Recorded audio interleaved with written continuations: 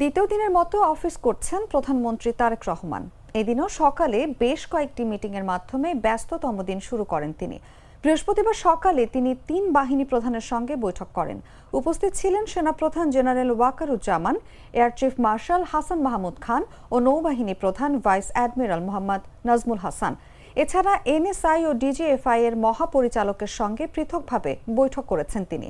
বেলা 11:30টায় প্রধানমন্ত্রী যোগ দেন family card চালু করার লক্ষ্যে কর্মপরিকল্পনা চূড়ান্তকরণ সংক্রান্ত আন্তঃমন্ত্রণালয় সভায়। এদিকে দুপুরে তারেক রহমান আবারও বসবেন আন্তঃমন্ত্রণালয় সভায়।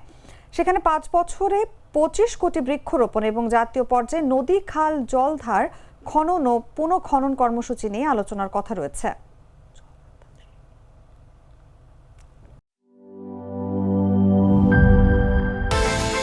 বিকাশ পেমেন্টে 10,000 টাকার বেশি অফার। শপিং চলছে তো।